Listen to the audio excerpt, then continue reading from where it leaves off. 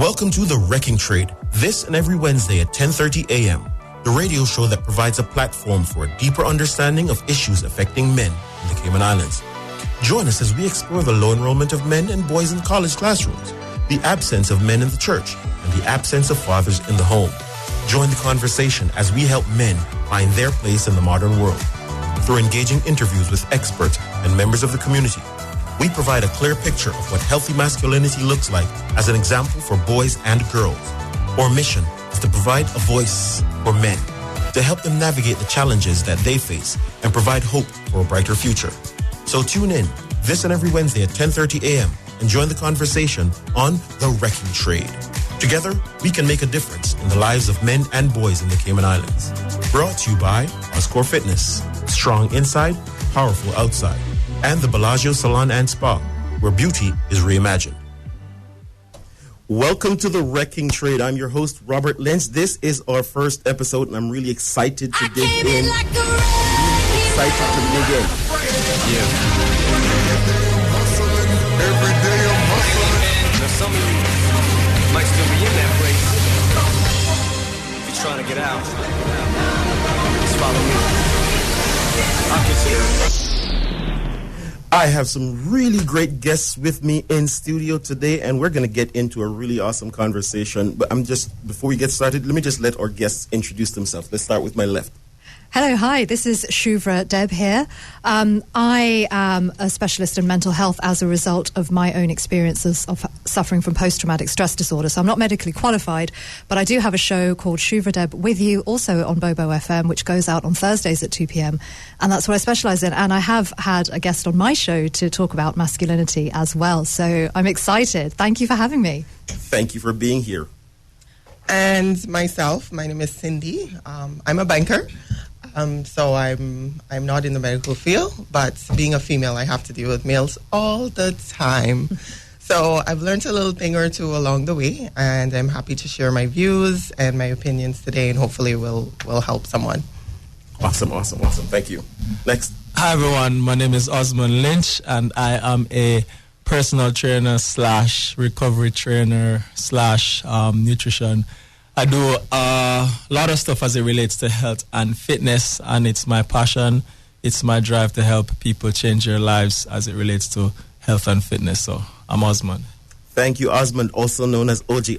OJ is my personal trainer. We're going to get into his story a little bit later on, and hopefully we can change some lives with the things that we're going to be talking about. Yeah. Now, my own background, I've done counseling. I'm also an instructor at one of our local colleges, and I do have a passion for men. In 2023, it seems when we talk about masculinity, when we talk about manhood, much of what used to be okay seems to not be okay anymore. Once upon a time, as I was growing up, men were supposed to be the providers, the protectors, and the priests in the household. And so as we're talking about those things now, we're hearing the word being thrown around a lot, misogyny or toxic masculinity. So let me see if I can start off. What does toxic masculinity mean? With me? Okay. Yes. I think, toxic, to me, what does it mean to me? I think it does mean misogyny, as you say. So not acknowledging that we are all equals in society and that men have to subjugate women and women have to be subservient. I think that's what toxic masculinity would mean for me. Okay, yeah. Awesome. Cindy? Oh, let's go with OJ. Well, toxic masculinity for me would mean like men using their God-given responsibilities to put other people down, not supporting, not building, not encouraging, not providing, not protecting, but using it as a force of belittling people or a power over people. So that's what I would see it as. Appreciate that. Yes, I totally agree with both of those views, actually. I don't need to add anything more. Perfect. All right, awesome. Oh, so I'm glad you brought that in. We're talking about toxic masculinity, and we're talking. You used the word responsibility. Do men have responsibilities in society and in relationships?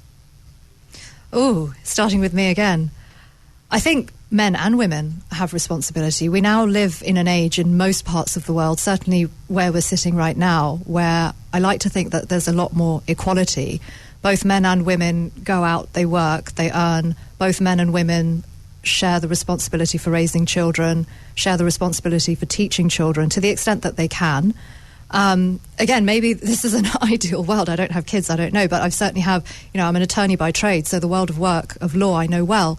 And there is an equality there. So I don't think that the pressure to be the provider is so much a thing anymore, or it needs to be, but perhaps men feel that it is because of the way they've been raised. And maybe that's what the issue is, the societal conditioning and the way that they've been parented because of the generation by which they've been parented. Okay, so I'm hearing you saying men have been parented a particular way, so many of us, we may have that pressure to still provide, and even as we provide, as women are providing or co-providing, there may be some challenges there. We're going to dig into that a little bit more. Cindy?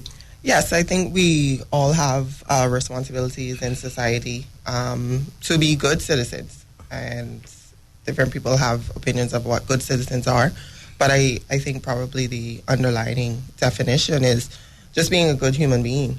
So being able to represent yourself well, represent your family well, being able to provide for yourself, and those that they either can't provide for themselves or they're asking for your help, being able to do that as well. So yes, I think we all have responsibilities, both men and female. I think men are still dealing with the pressures of having to provide more. So Osmond can definitely speak to that. I think those pressures still exist.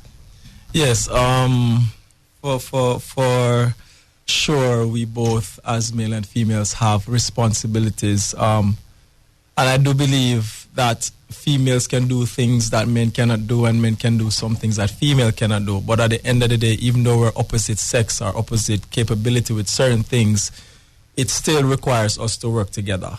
It still requires us as individuals, based on our responsibility given to us, or based on how we've grown up in society, we still need to learn how to work with each other. Men definitely is pressured with the idea that we need to be and do certain things. Do I agree with it? Yes, I agree that men has a certain responsibility, as I mentioned earlier, that we are responsible for. I believe that as a man, we are responsible to protect. As a man, I believe that it's my responsibility to provide. And as a man, my responsibility is to help build a foundation for whosoever is in my circle, whether it's kids, whether it's a partner in relationship, whatever it may be. I believe it is my responsibility, but at the end of the day, I don't disregard the help from a woman. And in society today, yes, men and women go to work, men and women earn different wages, men and women do different things, we're bringing in both income, but I don't think that men should lose the idea that we are given this, and if we look at it at a different perspective, it doesn't have to mean a negative thing towards us. We have the strength, we're built a certain way to take on certain responsibility and not to see it as a negative thing, but learn how to manage first based on how we think, and learn how to manage based on how we partnership with others, females or whoever it may be. So, yeah, we all have responsibilities, but I believe that male and female can do different things which complements each other, and we have to just work together. Can I just jump in on that? Yes. That's absolutely beautiful what you say, because you just reminded me of something that my psychologist, so after Hurricane Irma, I received therapy. My psychologist, was a specialist in child psychology. And she said that what she had been taught was that in the first year that the child is born, it needs physical contact with a human, ideally the child's mother.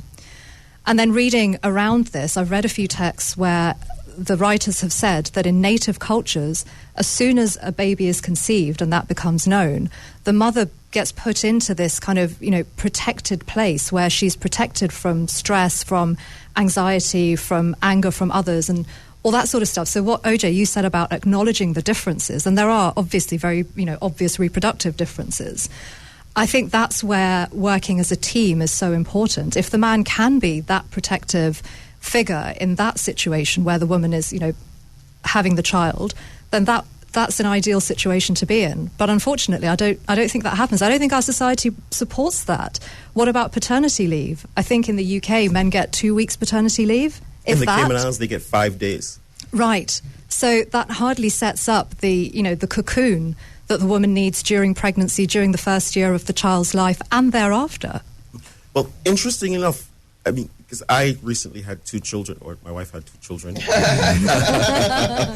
You both had 2 children. We both had 2 children, Yeah. but she did the heavy work. And as you said, reproductive differences are one of the key differences that says, hey, that's something I can never do. I can never carry a child. I can be supportive as much as I want, but that's something that I can't do. And it begs the question of whether or not, separate and apart from the biological differences, are there emotional or responsibility differences in the relationship? Like you said, the ideal situation is as the woman is going through that, she's pregnant, part of that may be for her to stay home. She may need to get off work. She may need to have those protective features. But in that, how does she eat? How does she take care of herself? How does she make sure that she has the resources that she needs in order to thrive and for the baby to thrive? And so in those responsibilities, men have a need or responsibility to provide, in my view, to make sure that the provision is there to make sure that that situation can thrive. And along with the providing, there's also the protective section for the man. If, and I'm going to throw this question out, and this is a personal question for all of it, or for us to answer. So if someone breaks into the house and your boyfriend, your husband, your partner says, we're equal, baby, you go fight off the attacker. Yeah, I have a excuse me, I have a thing about this.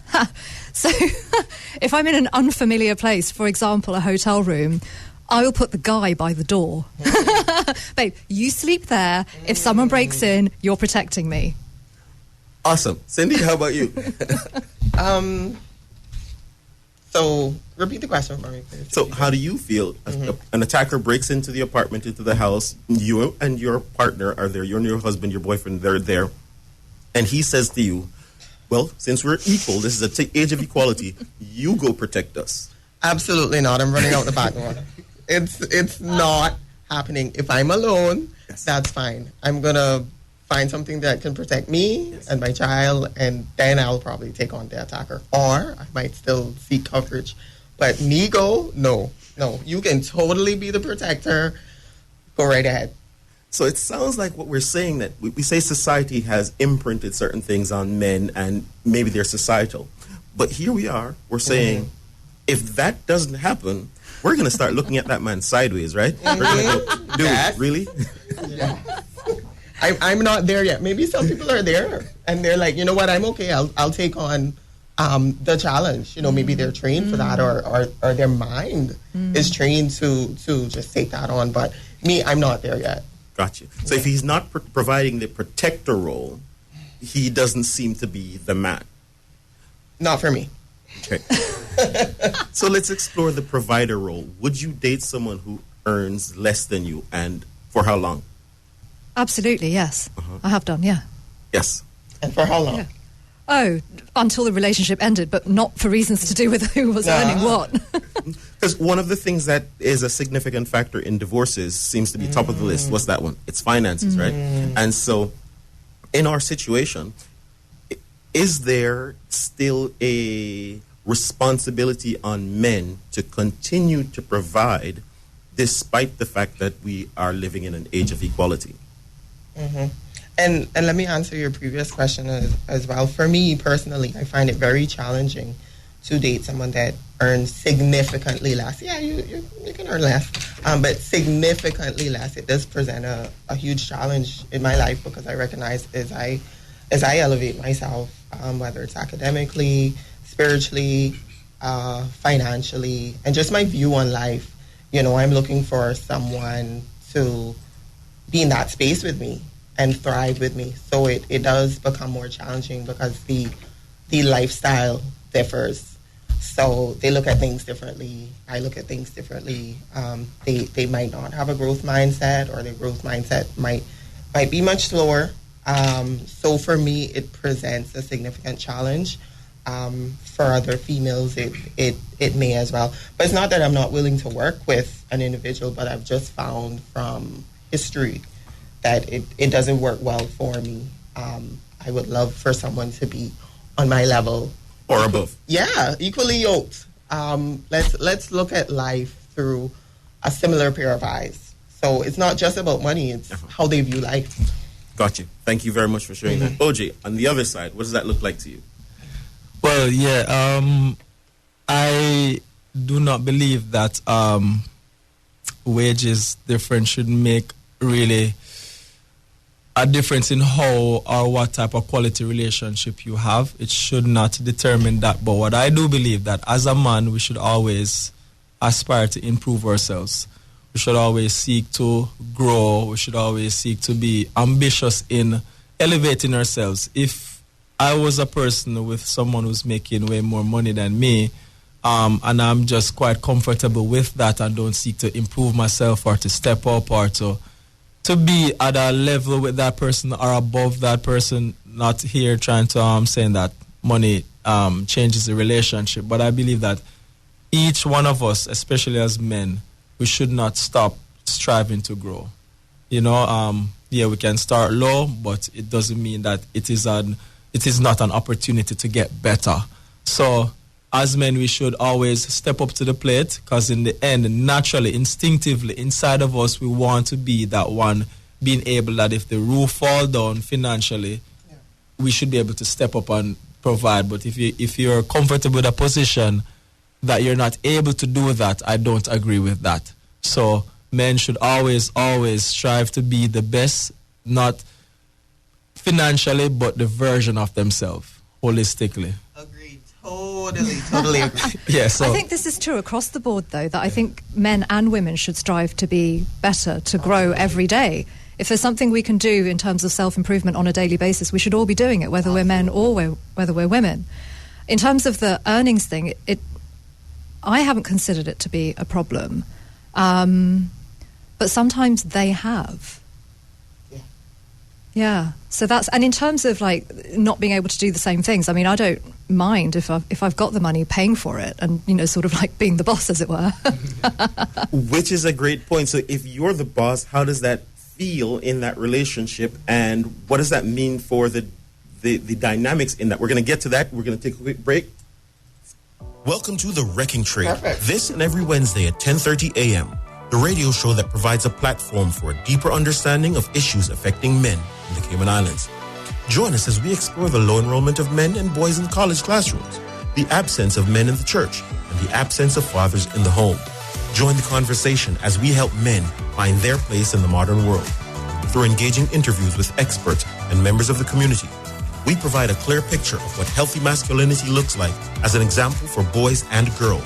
Our mission is to provide a voice for men, to help them navigate the challenges that they face and provide hope for a brighter future.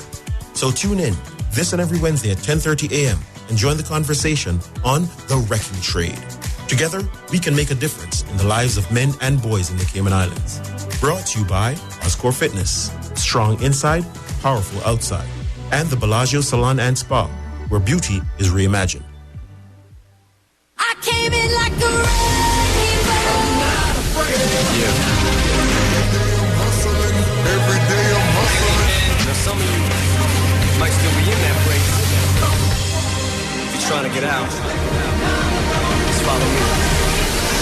I'll consider. You are listening to The Wrecking Trade on Bobo FM, brought to you by Oscore Fitness. Strong inside, powerful outside, and the Bellagio Salon and Spa, where beauty is reimagined. Today we're talking about masculinity, relationships, and what that looks like. We were just talking about when women are the bosses, when women are making significantly more than the men in the relationship. They do feel like the boss. They do feel like they're the leaders in the relationship. How does that dynamic work in that relationship? I think it depends on the people. It's happened to me probably a handful of times. Sometimes it's been fine, and then other times I think the guy has felt uncomfortable. So it really depends on the people and being respectful towards each other. And I was joking, when I said being the boss. I like that in any situation, So. And that's but respect is the main thing. Yes. And in that situation, is a woman, and this is an open question, is a woman able to respect a man who cannot provide for her? Ooh, cannot provide. So there's an assumption that he has to provide. Going back to our earlier conversation, I think because, I'm coming at this from the perspective of a woman who doesn't have children. Yes. I think my perspective might change if I did have children and, would want that care whilst I'm pregnant when the baby's very small. But without that being a part of my life, I don't see the need to be provided for. Right, Cindy? Yeah. From my perspective, and I do have a child, so my perspective has changed significantly. My whole life has changed significantly since having a child. Is no longer me in providing for myself, but I do have another mouth to feed, and God forbid anything happens to him, maybe medically, or he needs other special attention, whatever, then I have to think about a nest egg or extra provisions that he would be okay. So those things are constantly going on in my mind. So again, like I said, my perspective has changed since I now have a child. So from that, which this is my carnal mind. This is me being human. A lot of times I feel like if I'm able to bring something to the table, then you should be able to at least match me. If I'm able to earn X amount of dollars, I expect you to match at least within that realm, because then it's not just the money, but the responsibility now lies on me.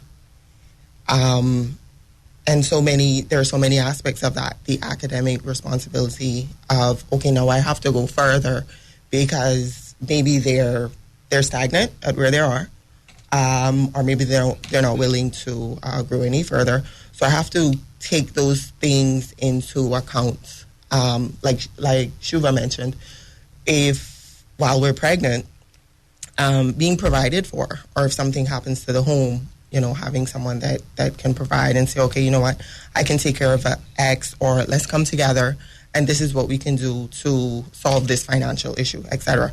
So I have been in relationships where I felt like I was the boss, because not only do I make the financial decisions, but I earn the higher level of finances. And that was challenging to the dynamic, because a lot of the time the men were like, no, I'm not. I don't like this situation. I'm not comfortable with this. And sometimes I was like, I'm fine. I can do for myself in this aspect. I can pay for this. Don't worry about it. And them being men, they were like, no, that doesn't work for me. I'm not comfortable with that. And I think if the relationships were prolonged, I would probably start to feel like, you know what, I'm the boss. You can't tell me X, Y, or Z, because I am making the money here and I'm making the decisions. So it depends on the person, like Shuva said. It really depends on the person. I feel like if I'm relationships prolonged like that, I would start to think like I'm the boss, because I have the pressures of the boss. I'm a manager at work. I do this, I do that. I'm trying to do stuff in the community, trying to take care of the child. Having the plate heavy, you do start to think like the boss, and the pressure lies there. So yeah, that's my take. Love it. OG, you want to jump in? Yeah. First of all, what I think is that for a man, first he should, before he gets into any relationship, identify where he's at, what he wants, and see from those angles, am I there? And if I need to get to that point, what do I need to get to that point to get that specific girl in that specific bracket? Because then, yes, if you put yourself in a situation where you are the lower one financially, and then I personally would not want to be bossed around by a woman. I love them. I want to be the boss with respect to them, with love and compassion to them, but I ain't going to be bossed around, you know what I mean?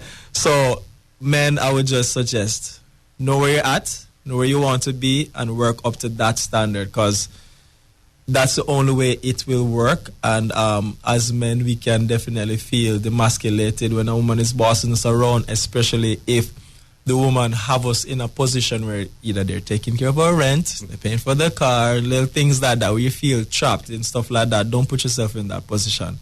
I have 2 boys, and it is my drive, it is my force as to why I do what I do as a personal trainer, why I'm doing more stuff to earn and to provide and to be the boss and the leader for these 2 boys. And I don't only look at taking responsibility for kids, but if I have a female in my life, I need to be able to take responsibility for her. If she needs to chill, I can be the one to say, okay, babes, take a chill.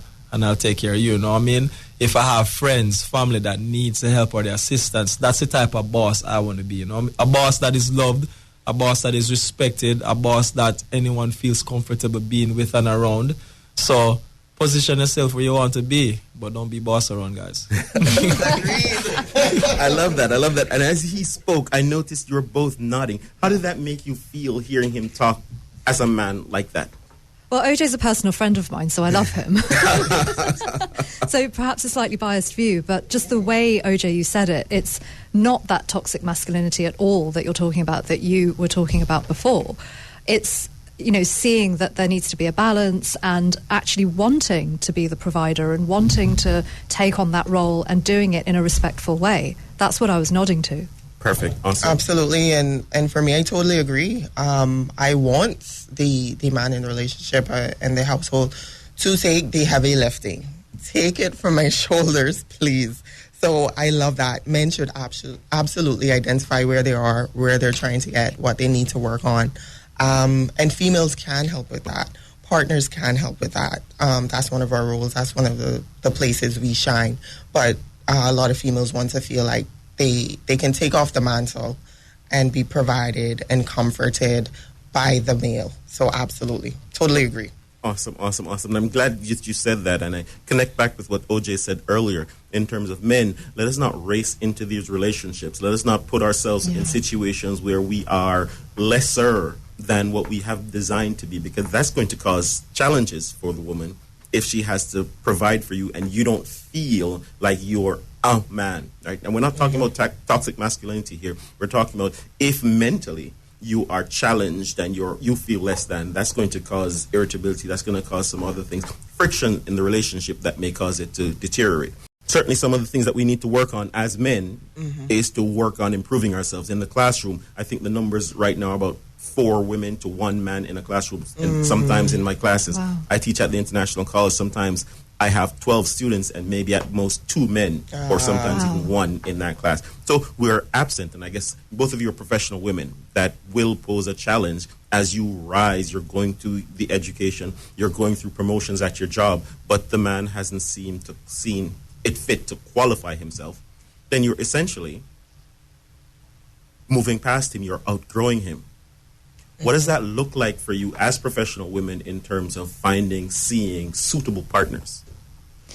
Just going back to what you said before about being in the right place, following on from what OJ said, I think that applies to both men and women. I think everybody needs to be in a healthy mental place before, as you say, galloping into a relationship, because then everything just falls apart. The horse buckles and that's it, job done, everyone's heartbroken and it's all over. So I think that responsibility is on both parts, whether you're a man or a woman. Get your head together before you go off getting with someone. What does the... Sorry, repeat the question. What does that look like as you're rising, improving yourself professionally? How does that view of suitable partners, is that growing, shrinking? Is it still the same? Sure, I can find a man anywhere. Or it's like they're disappearing as I make more money or as I get more accolades.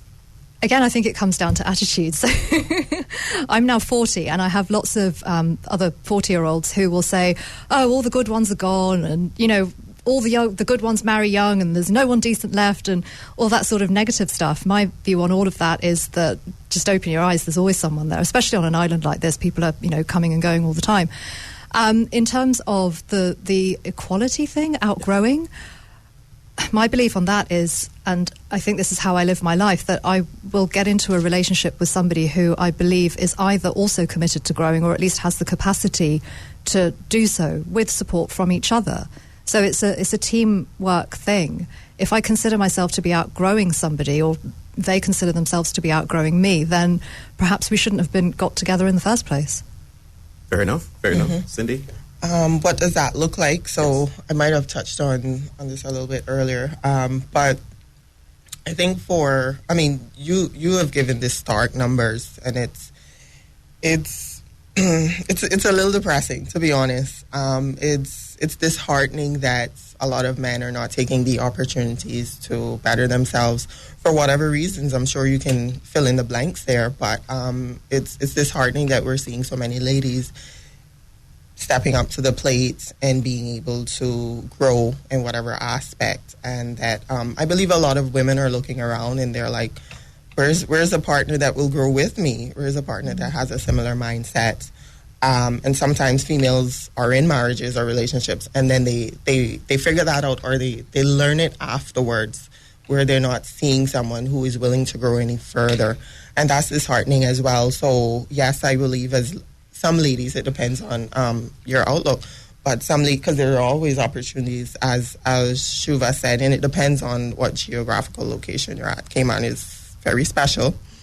But yeah, as a lot of ladies move up and educate themselves or elevate themselves in whatever way, shape, or form, I believe it is challenging to find men with similar growth mindsets. Like you mentioned, they're not there. Women are leading. Women are CEOs. Women are engineers.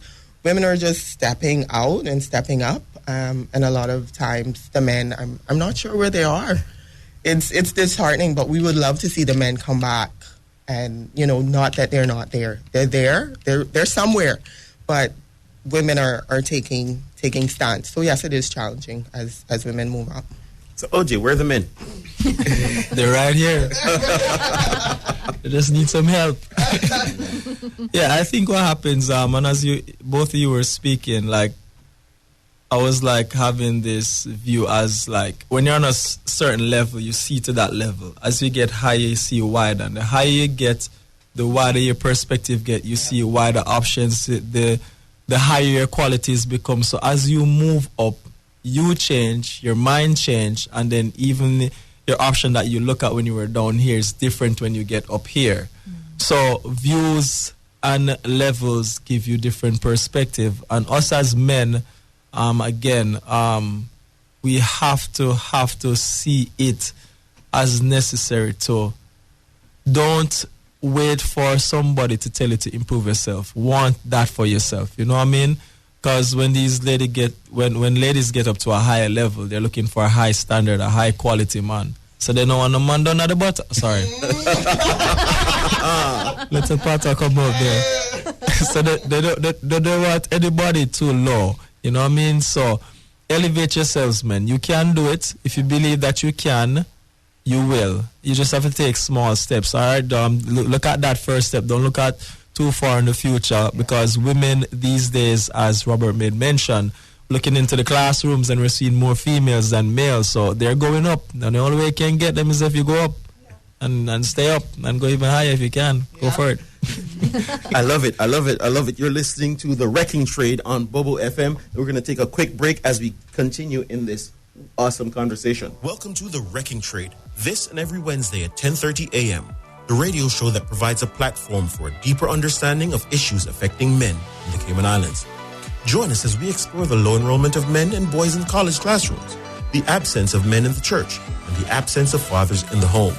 Join the conversation as we help men find their place in the modern world. Through engaging interviews with experts and members of the community, we provide a clear picture of what healthy masculinity looks like as an example for boys and girls. Our mission is to provide a voice for men, to help them navigate the challenges that they face and provide hope for a brighter future. So tune in this and every Wednesday at 10:30 a.m. and join the conversation on The Wrecking Trade. Together, we can make a difference in the lives of men and boys in the Cayman Islands. Brought to you by Oscore Fitness, strong inside, powerful outside, and the Bellagio Salon and Spa, where beauty is reimagined. I came in like a rainbow. I'm not afraid. Yeah. Every day I'm hustling. Now some of you might still be in that place. If you're trying to get out, just follow me. I'll consider it. You're listening to The Wrecking Trade on Bobo FM, and the conversation is getting nice right here in the studio as we're talking about relationships, how men and women connect in 2023. Cindy, you mentioned marriage. I'm wondering if marriage is still important, and this is for everyone. Is marriage still important in 2023? To some people.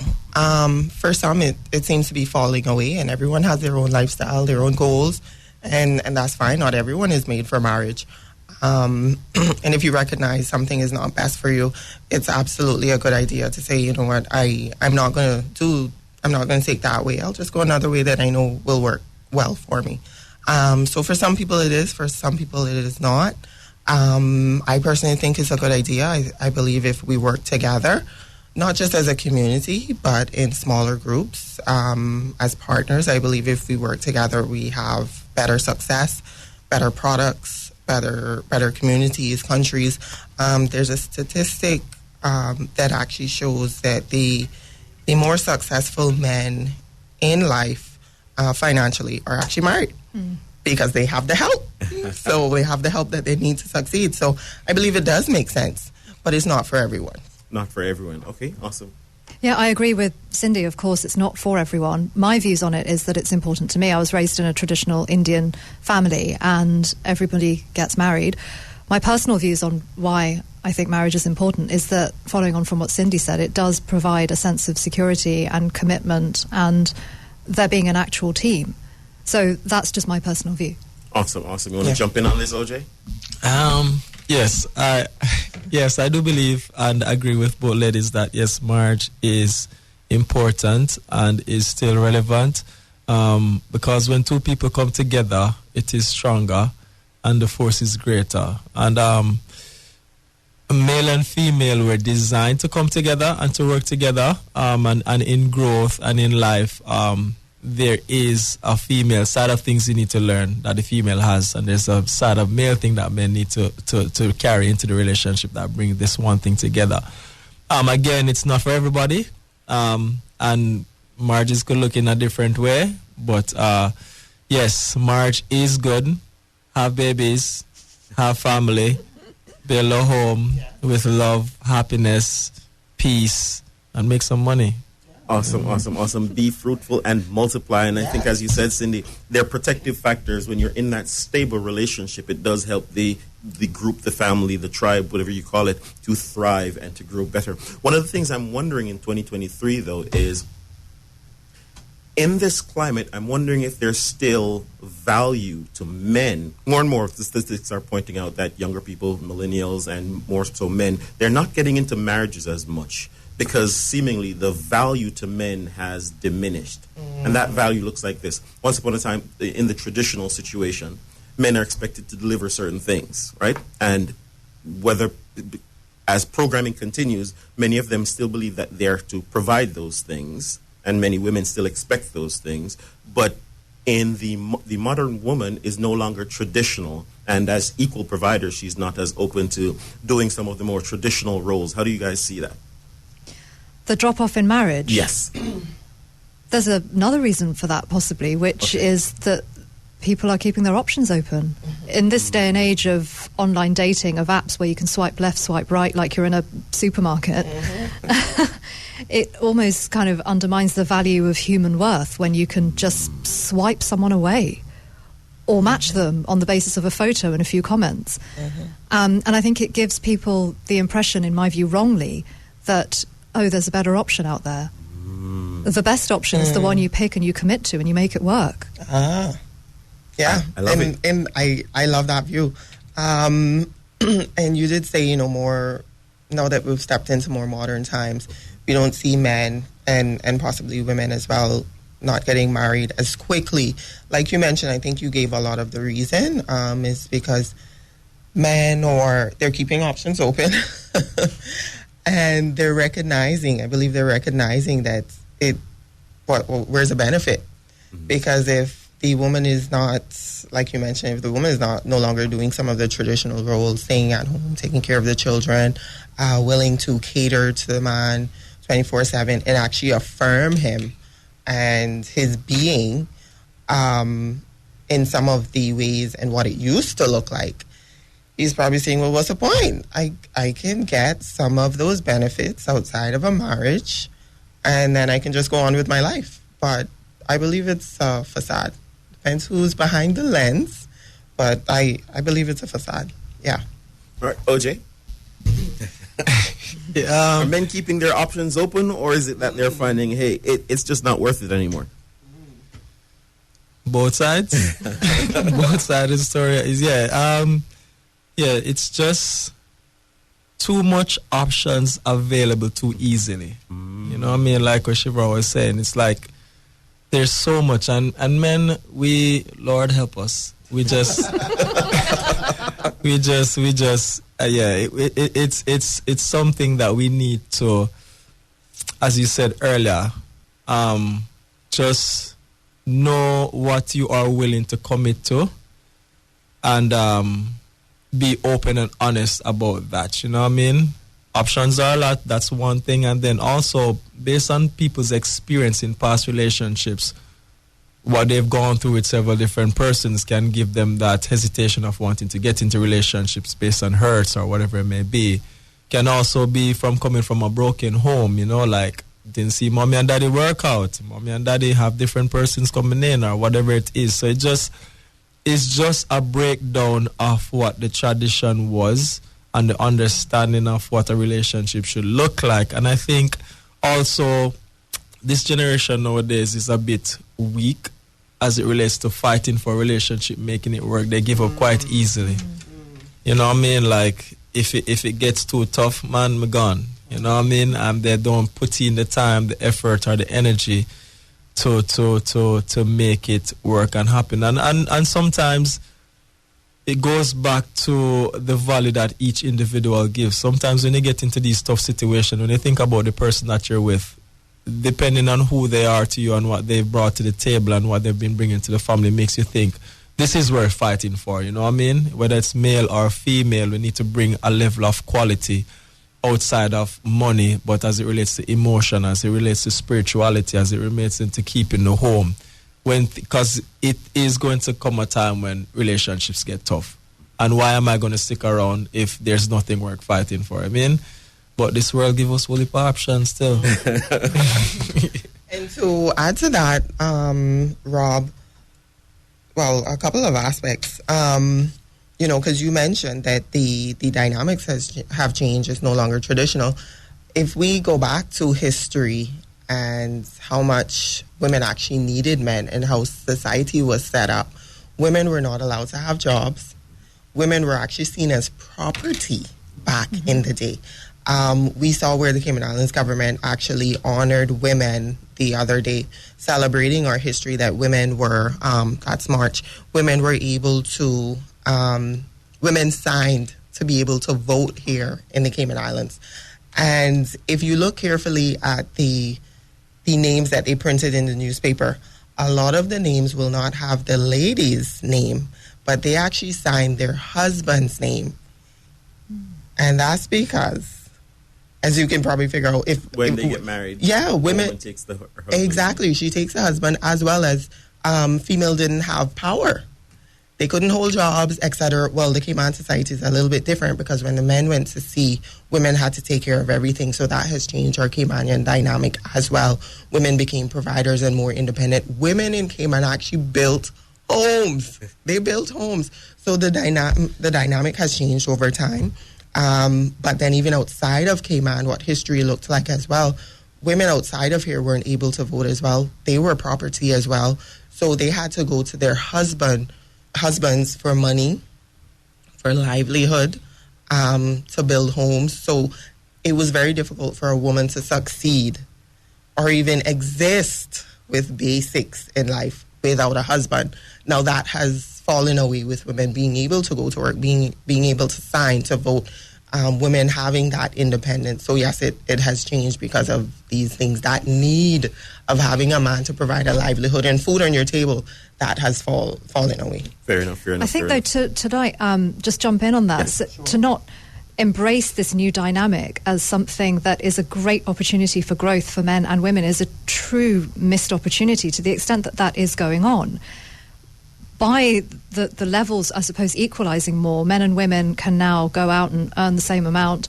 They can go and do the exact same jobs. No one's anybody's property anymore. So that equalisation has happened. I mean, barring the sort of underlying discriminations that still go on, and that's going to take generations for any of that to equalise. But on the face of it, everything is equal.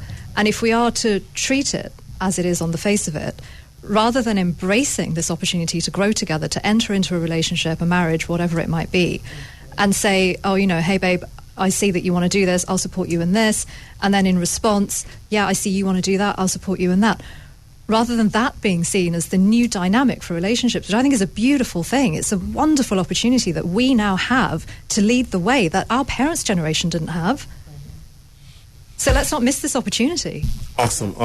And excellent. And as we're seeing these new opportunities present themselves, we're also, as you mentioned, seeing some new challenges present themselves. I think you mentioned that more and more you're seeing these dating apps where as women feel more empowered, once upon a time you would have to get married in order to have certain access to resources or have money and these kinds of things, right? And so as those men were looking for purity, right, so that we can start a family, a woman, I guess, found it more necessary to preserve her purity. But now in the times of, hey, if we can make all the same money, then women can just swipe left or swipe right just like men and just have sex. And so relationships have suffered to the one-night stand culture of the, what do you call those, the dating apps or the hookup apps. What do you think about that? Yeah, is marriage still important in the age of modern thinking and open sex? Yeah. What I've been hearing recently in a lot of different things is that what people are finding is that what used to happen traditionally in the past would work so much better and had so much more peace and less separation. Obviously, it always existed in some way, form, or shape.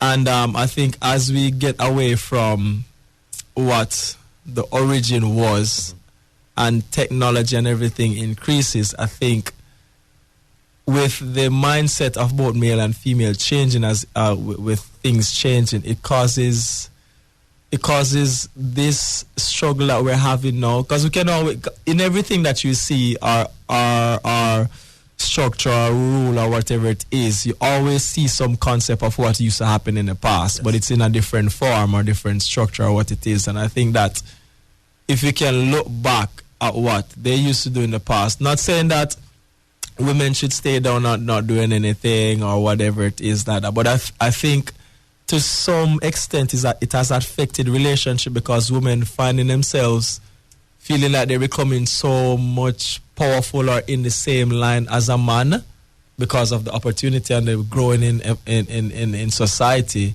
that we're having these great challenges in our relationships, because those relationships usually last. They usually be strong.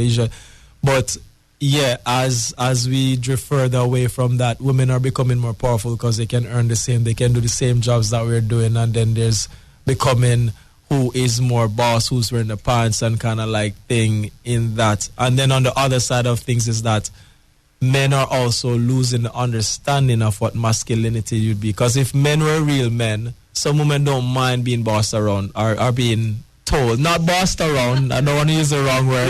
Lean into it. Yeah, not being bossed around, but being led by a man. If some men were real men, you know what I mean? Yeah, like everybody is different. Shiva is a strong woman. Cindy is a strong woman. But I'm sure if we all, if these women have some real men, like the standard of what it was in the past, could work out pretty well. And by real men, I take what you say to mean men who know who they are. Right. Men who know what their responsibilities are. Right. Spend time honing their craft to make sure that they can take care of those around them. Yeah, I think we're having fight from women because we're too disrespectful to them. Mm-hmm. We don't know how to communicate. We don't know how to love. We don't know how to show them that they're queens, they're princesses, you know what I mean? And just, you know. And so to be frank, as Cindy said, I mean, we may have gotten a little bit complacent. Women are spending time advancing themselves, improving themselves, and because we don't have that full responsibility to be full providers anymore, we may not work as hard because, hey, Shuver can bring in half the salary or Cindy can bring in cover some of the bills. Yeah. And so that may lend itself to the situation where now we're equal power, we're equal situation. How does that impact the dynamics? So quick question for everyone. Doesn't mean you can bum off just because somebody's, the opportunity is there to be equal. Yeah. And it should be taken. It shouldn't be seen as, oh, here's my easy way out. Yep. But unfortunately, that's just how society is set up. If we can get big muscles by sitting in the couch playing video games, I mean, who's going to spend time with OJ working out? I mean, when he goes hard, he goes hard. My muscles are jelly when he's done, right? That's hard work. Building a company, building up resources, that's hard work. And as human beings, we have been tuned to seek the path of least resistance. I think that's our natural instinct, isn't it? The Yes. least output for the least effort for the most output. That's right. But I think anybody that sits and thinks about this knows, they know in the back of their mind, they know that they can't get the big muscles without the protein and the going to the gym. They're not going to be the CEO without going out and hustling and getting the gigs and hiring people and always being at the helm and working however many hours they need to work. People know this. Absolutely. And it is society, it is perhaps media that presents this package that, you know, the Instagram posts, the adverts that say, you know, all you have to do is just sort of look over your shoulder, flick your hair and you'll be a model. No, that is not how it works. Any achievement takes work. And I think people know this and they have to be reminded of this. Interesting. So people know this. They know these things, yet, as I said earlier, only 15% of men earn, or persons in totality earn above, I think the number is 84,000 according to the census. And then that number is about 25 to 30% when you go down to about $72,000 a year. And In Cayman? In Cayman, in the Caymans, according to the census. So while persons may know this, most people are not bringing in bank. Most people are not big, high-income earners. And so, and again, most people are not looking like OJ. Most people don't have big muscles and, I mean, have Shame a you strong can't see the muscles today. and have strong physique, right? We do have a obesity culture where persons are a lot bigger than they'd like to be. And so while we know that these things require effort, effort is work. And most people don't like work. And so it's going to follow that whether it is your physicality, your finances, or your relationship, if the path of least resistance is presented, most people will take it. That's a choice, isn't it? It takes discipline, it takes commitment. If you want to see improvements in your life, they're not going to happen by you lying in bed eating a Big Mac. Absolutely. And I love it. So everything that we're talking about is how do we improve ourselves, whether you're man or woman or in our relationships. How do we commit to that commitment process? How do we make sure that we don't just give up or pull the ripcord as soon as things get difficult? And one of the things that the statistics is also shown, and I'm hoping that you can help me here, in the States, 80% of marriages or divorces are filed for by women. As How many? 80% of divorces are filed for by women. As that number so as education increases, so when women get into masters and PhDs, that number actually jumps to 90%. That number jumps to 90%. How do we see that? So we're talking about relationships ending. We're talking about women not finding enough men. We're talking about the dynamics have changed. But in our new era, we're also finding that women are jumping out of those relationships 9 out of 10 times. What's happening in that? We're going to take that as soon as we come back from this break. You're listening to The Wrecking Trade on Bobo FM. I came in like a wrecking ball. Every day I'm hustling. Now some of you might still be in that place. If you're trying to get out, just follow me. I'll consider it. Welcome to The Wrecking Trade. This and every Wednesday at 10:30 a.m. The radio show that provides a platform for a deeper understanding of issues affecting men in the Cayman Islands. Join us as we explore the low enrollment of men and boys in college classrooms, the absence of men in the church, and the absence of fathers in the home. Join the conversation as we help men find their place in the modern world. Through engaging interviews with experts and members of the community, we provide a clear picture of what healthy masculinity looks like as an example for boys and girls. Our mission is to provide a voice for men, to help them navigate the challenges that they face and provide hope for a brighter future. So tune in this and every Wednesday at 10:30 a.m. and join the conversation on The Wrecking Trade. Together, we can make a difference in the lives of men and boys in the Cayman Islands. Brought to you by Oscore Fitness, strong inside, powerful outside, and the Bellagio Salon and Spa, where beauty is reimagined. I came in like a wrecking ball. Every day I'm hustling. Now some of you might still be in that place. If you're trying to get out, just follow me. I'll consider it. You're listening to The Wrecking Trade right here on Bobo FM, where the conversation is just getting nice and simmering as we're talking about masculinity, relationships. We just got into the idea of divorce, the divorce statistics out there, and actually we talked a little bit about hookup culture and what that means in 2023. Shuvra, I think you had something to say about that. Oh, yeah. So the whole one-night stand culture, I think my view on that is you have to ask the reasons for that. Sure, the opportunities are there in a way perhaps that they weren't there in the previous generation. But what are the reasons? Is it that someone's seeking connection? Is it that someone's seeking love? Is it that somebody is seeking affirmation or approval? And that's a whole other issue. That's not necessarily to do with male-female dynamics. That's a whole healing process that people need to go through. That's pretty interesting. So what we're saying is there's a whole dynamic happening out there that is leading or lending itself to the hookup culture, where persons may be seeking validation or they may be seeking different things as they're connecting outside of the marriage dynamic. Do you think that impacts marriage, or as persons choose to get into marriage any at all? And I say this against the backdrop of men since the beginning of time have been hunters. They've hunted meals, they've hunted food, and they've hunted connection with the female sex. In age of old, that would be accessed through marriage. And if you can access that without marriage, is marriage still important to men? I mean, if you can get the milk without the cow, why buy the cow? And to speak, I'll go ahead and speak about, because you mentioned divorce, Yes. and did you actually mention the numbers already? Yes, 80% of marriages or divorces are filed for by women. As education increases, so when you hit the masters and PhDs, 90% of those divorces are filed for by women. So now there are some statistics to back up some of what we were saying. Yes. As women grow academically, mentally, then their challenges are definitely presented. And actually what I was, out of this room alone, out of the people that have been married in this room alone, 2 out of 3 have been divorced. That's 75% of the people in this room that have been divorced.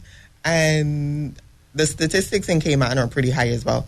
People get divorced. I don't know what level of statistics. Women get divorced in Cayman.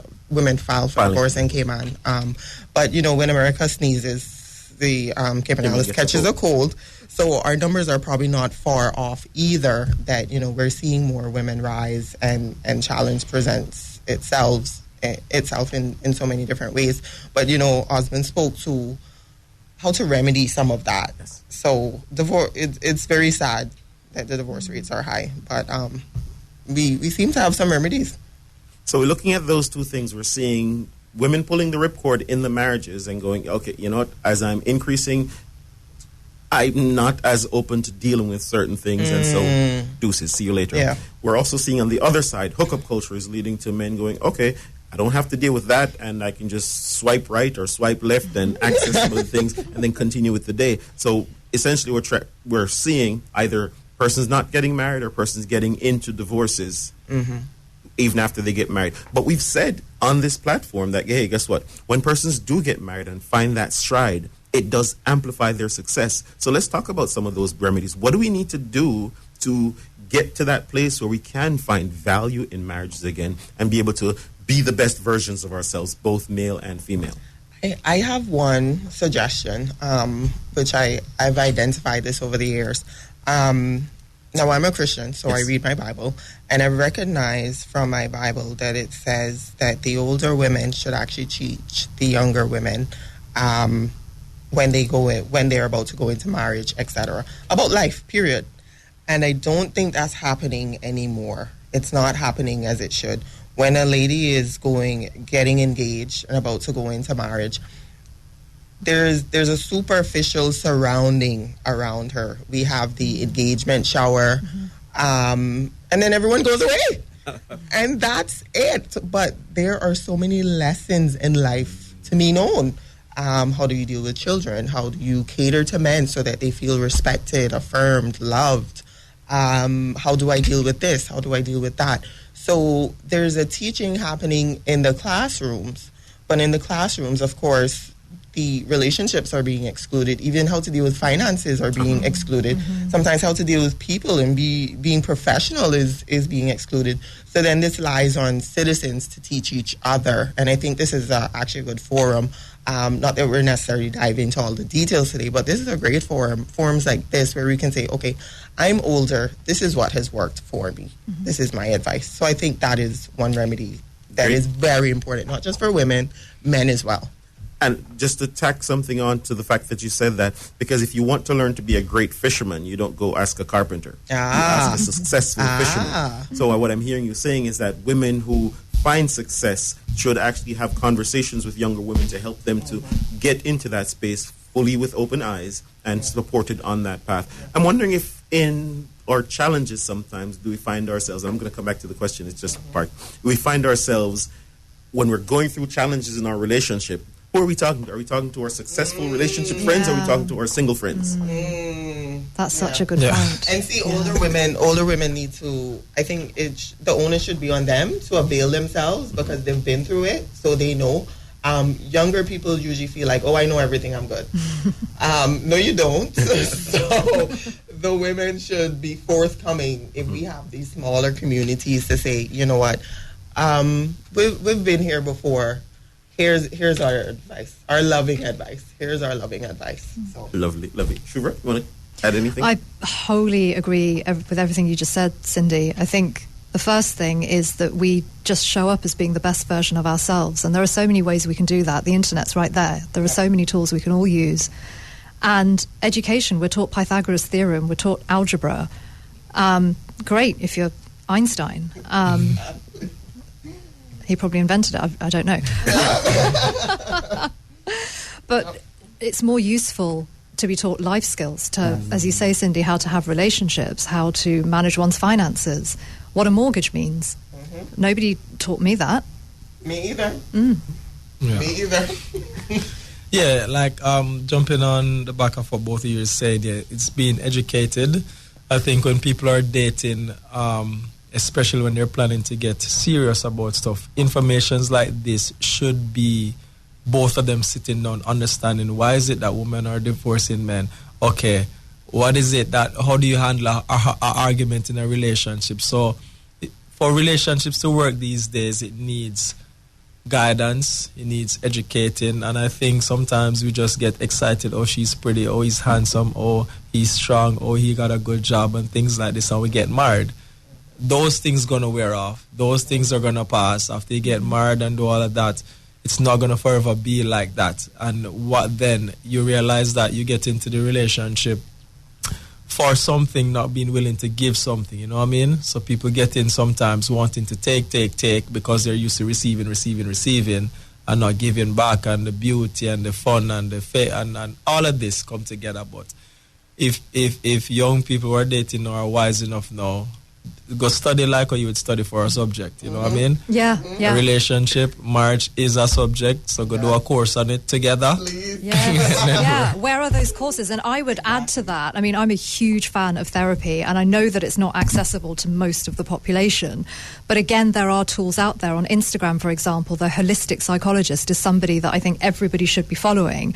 And what she says is that we all have different attachment styles. We're either, it's not just her that says this is before her, we're either secure, anxious or avoidant, or a combination of anxious, avoidant. And I think we all need to strive to get to being secure. And the way these attachment styles form is the way that we were raised by our parents, by our caregivers. And then we display those same dynamics in our relationships. And unless we have that level of self-awareness, we are just going to repeat pattern that behavior. And somebody has to stop that. We've got to say, no more. I want to be secure now, if you're anxious or avoidant, or one of the two, or combined. So it's having that awareness. Absolutely. And there's a growth factor to it, because even though we learn ourselves today, we're going to be different tomorrow. We're going to be different next week. There are things that are going to happen in our lives, and they will change us, and they will change our partners and our family members, etc. So we have to have this commitment to continually grow ourselves and keep this awareness of how can I be my best self. So. Awesome. I love it. And let me phrase it this way. Shots fired at the education system, right? And I'm wondering, as globally. Yes. So as as women grow professionally, and we're going to talk about what are some of the things that men need to do to improve themselves, but let's just tap into women for a little bit.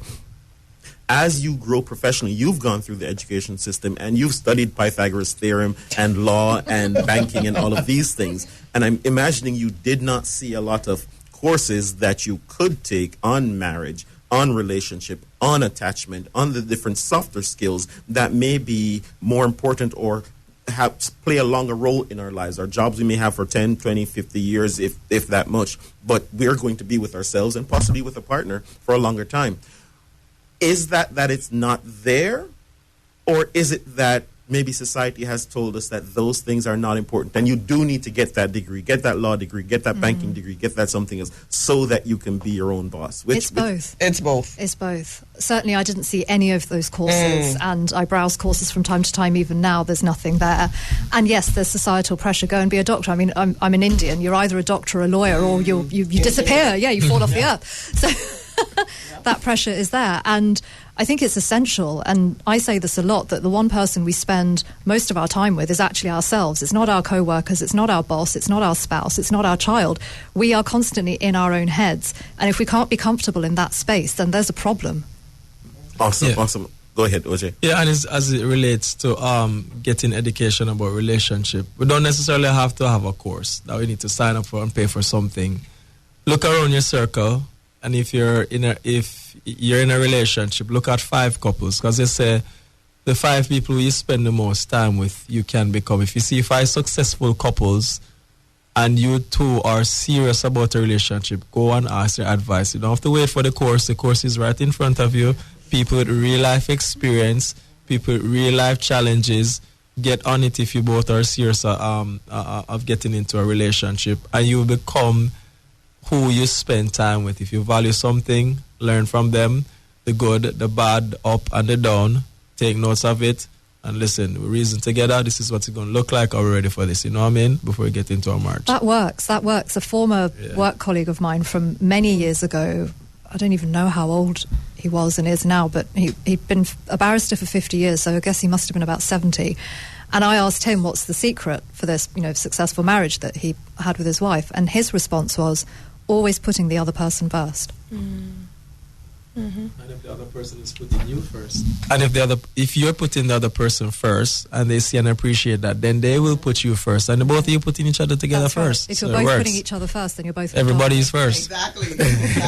And to speak more directly to your question, Rob, we do need to. When Shuva and I both said both as the answer, we do need to put these skills into school. That's where our students and ourselves are spending so much of our time. That's where we're learning these life skills. I remember there was a life skills class because I went to George Hicks, and we did go to a life skills class. And I remember the focus, a lot of the focus on that class is reproducing, having babies, what that looks like, what that feels like. What about the life skills of finances? So the class names may be there, but we do need to get more detail, because if our students or our children are spending less time away from us, it's natural, it's where the world is at.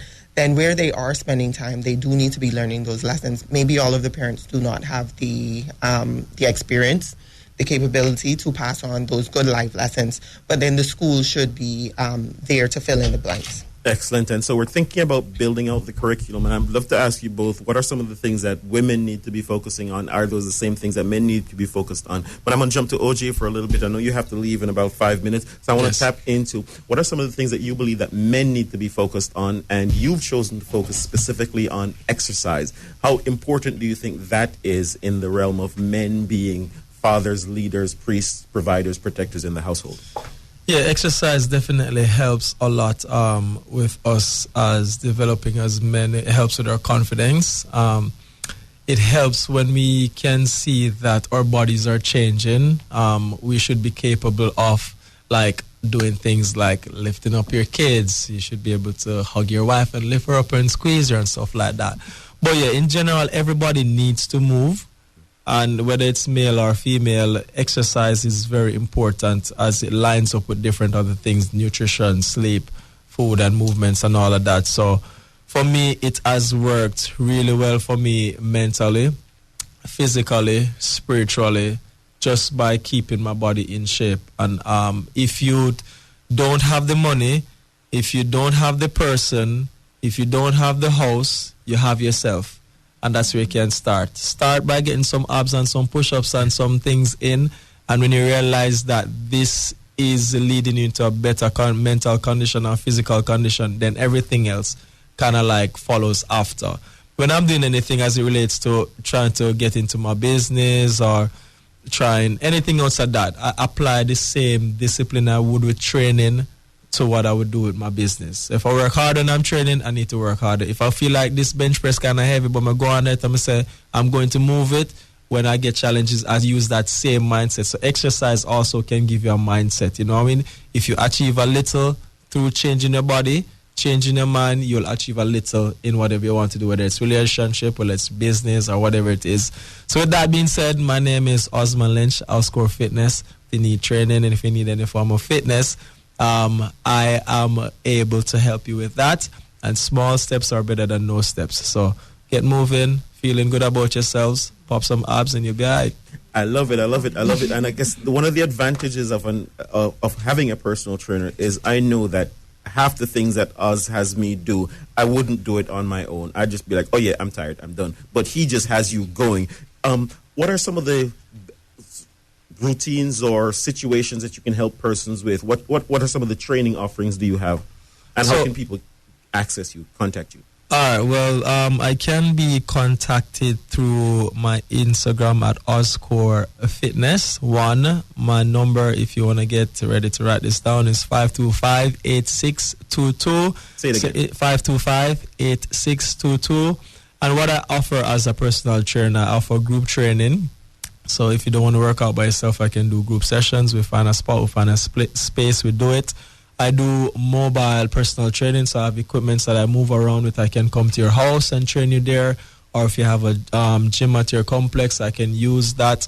I also do this thing called restorative recovery, which I use as a part of my training for my clients. That you would obviously in training you need some form of recovery, so it's a mix between massage and stretch. So I always recommend to my clients to do that, because just as our training is important, recovery is even sometimes more important as well. Yeah. So yeah, you can contact me through Instagram. My phone number again, 525-8622, and I can come to you to train you, so there's no excuse. Or you can come to me at some place and we can work out whichever way works best.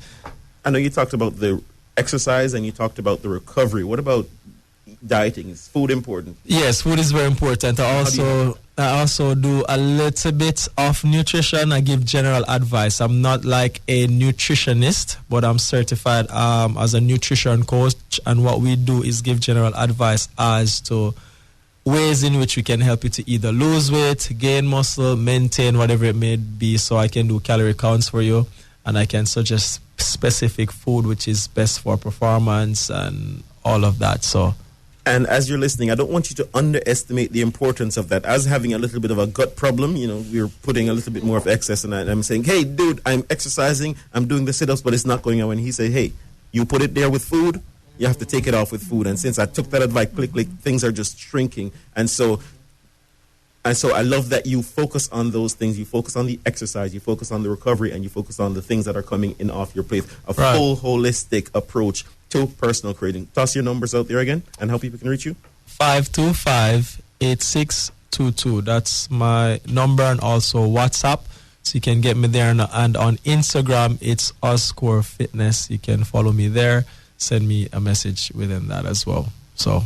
All right. Thank you very much. We're going to take a quick break, and then we're going to come back and find out what are some of the things that women need to be focused on in our 2023 modern society. I came in like a rainbow. I'm not afraid. Yeah.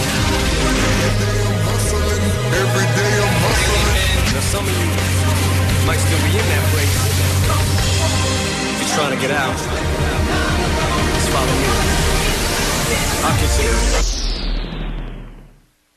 Welcome to The Wrecking Trade. This and every Wednesday at 10:30 a.m., the radio show that provides a platform for a deeper understanding of issues affecting men in the Cayman Islands. Join us as we explore the low enrollment of men and boys in college classrooms, the absence of men in the church, and the absence of fathers in the home. Join the conversation as we help men find their place in the modern world. Through engaging interviews with experts and members of the community, we provide a clear picture of what healthy masculinity looks like as an example for boys and girls. Our mission is to provide a voice for men, to help them navigate the challenges that they face and provide hope for a brighter future. So tune in this and every Wednesday at 10:30 a.m. and join the conversation on The Wrecking Trade. Together, we can make a difference in the lives of men and boys in the Cayman Islands. Brought to you by Oscore Fitness, strong inside, powerful outside, and the Bellagio Salon and Spa, where beauty is reimagined. I came in like a rainbow. Every day I'm hustling. Now some of you might still be in that place. If you're trying to get out, just follow me. I'll get you there. You're listening to The Wrecking Trade on 89.1 FM. That's Bobo FM right here in the Cayman Islands. We're in studio with Shuvra and Cindy as we're talking about masculinity, relationships, attachment. You just heard OJ talking about how you can help men to improve themselves and how he specifically can help you to find that groove in your life where you can build more confidence, build more strength as you improve your physicality. Well, quick question to the ladies. Is that appealing to you at all? Do you find men attractive if they look good physically? Absolutely. Sure. Absolutely. So you heard it, men. So go ahead and make that call. Work on those abs. Work on your shoulders, or at the very least, be able to get stronger so that you can lift your kids and lift your wife. I'm sure she'll appreciate it. Yeah. All right. What are some of the things that you think women should need to focus on, as you mentioned in those relationship courses? And are there things that women need to be focused on separate from what men need to be focused on, or are they just focused on the same things? Yeah. So women. And we've been speaking about improvement a lot. I feel women should be focused on different things. Some of the things I've identified that women need to get better at, including myself, I'll put myself at the forefront. There are certain things that men want, they desire. And, of course, we need to be able to work and learn how to work together and actually create spaces so that men can say who they are, and these spaces need to be safe so that we can actually hear them as well and process. So some of the conversations that I've heard lately about what men want and what we as females need to get better at, showing respect. How do you show respect? Because for men, yes, I think I hit a point there. For men, respect equals love. So for women, we want to be loved, but for men want to be respected, and that's from their other half as well. So females need to get better at showing respect. That comes in different forms. I'm not the teacher, so I'll just leave it there. And then also affirming our men. We need to learn lessons in how do we affirm them, because they do a lot. Women do a lot, but men do a lot as well. They bring a lot to the table. They go to work every day. They execute. They want to be affirmed. They want to know that they have value, they have worth, and what they're doing makes sense. So they do want to be affirmed. What I also think is important for women to focus on as well is how to love their men in their love languages, and deal with our own healing so that we're able to love fully. I think that's very important. And then last, certainly not least, I know this is very important for men, sex.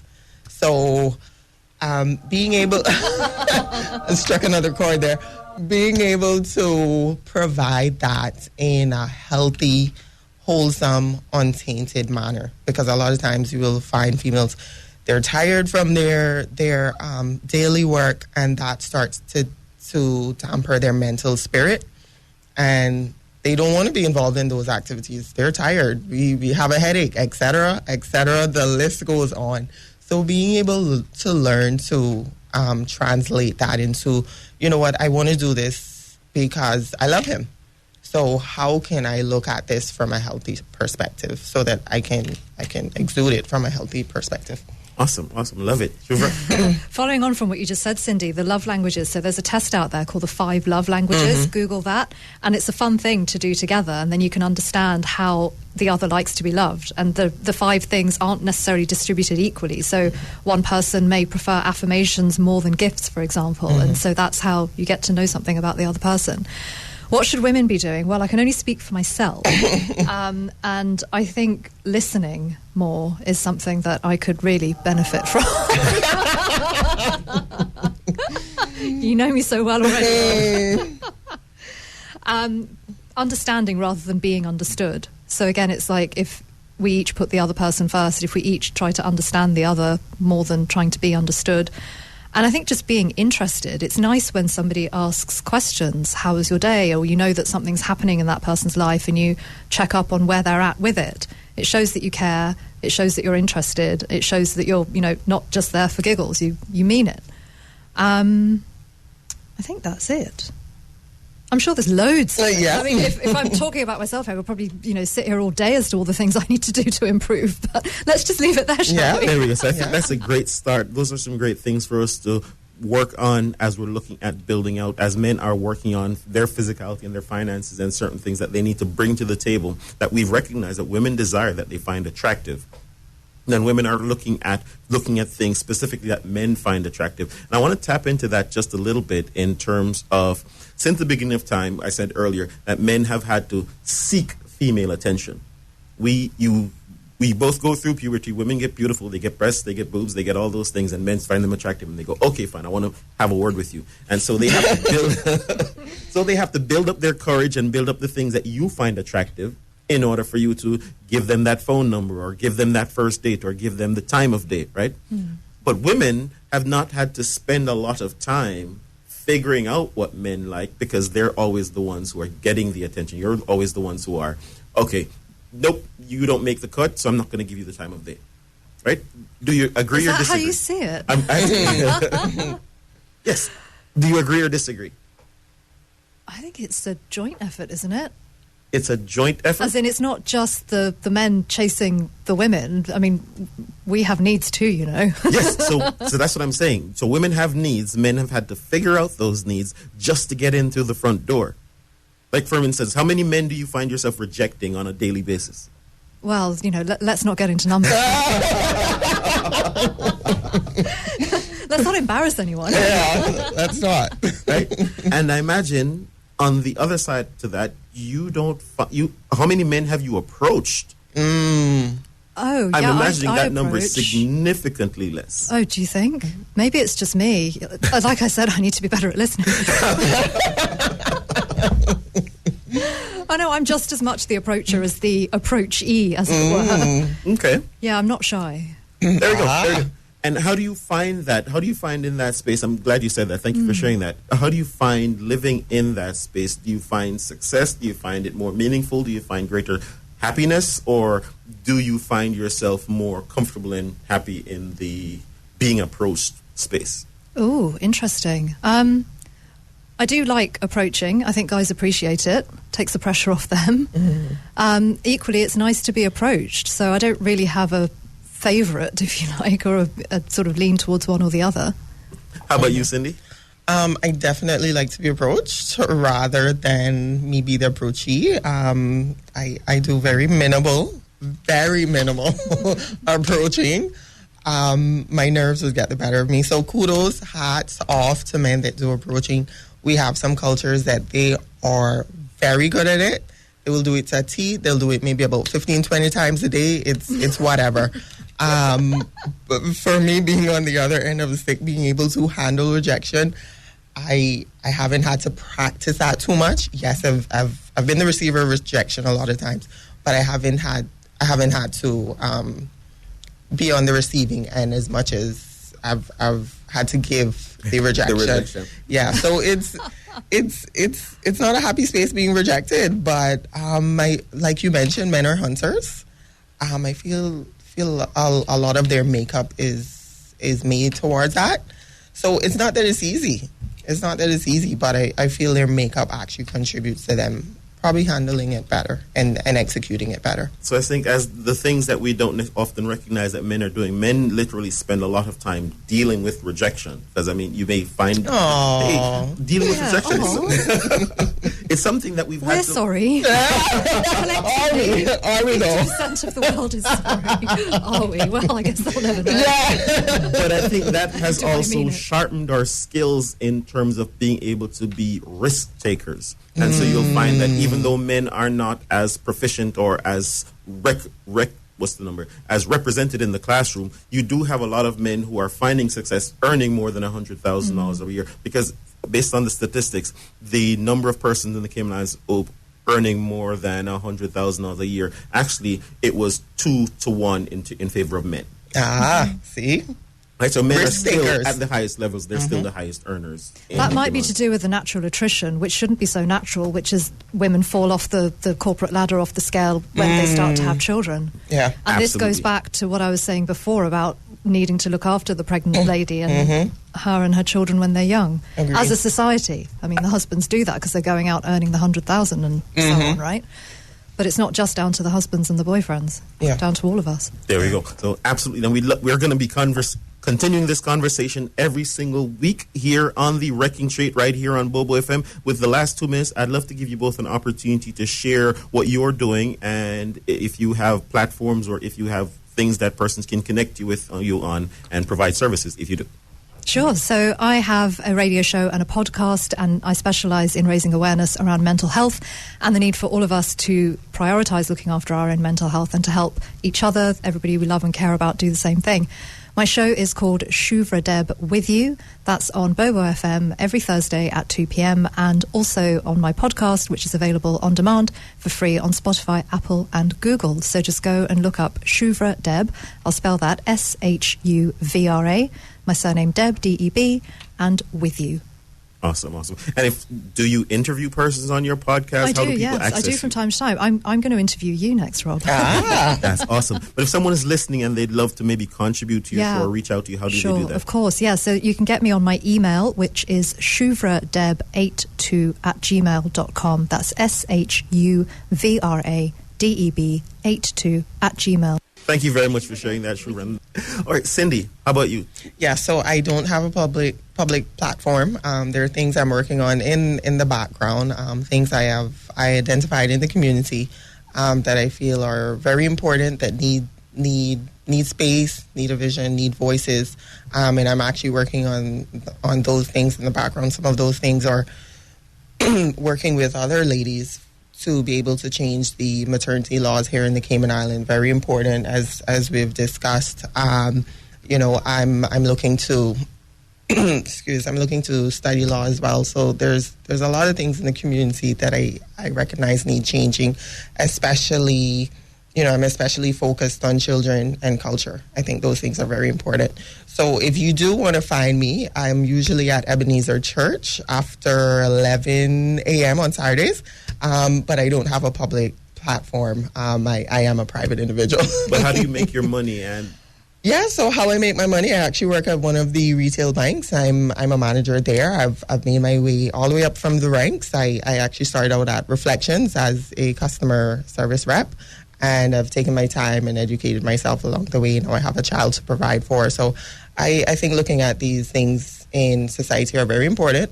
So that's what I'm doing in the background. So if you look me up on LinkedIn, you can definitely find me there as well. So all right, I'd just like to say thank you both for being a part of our first episode of the Wrecking Trade. This has been a really great conversation. I'm looking forward to continuing as we figure out how to create a space where we can both find success in our relationships. You're listening to the Wrecking Trade right here on Bobo FM. I'm your host, Robert Lynch.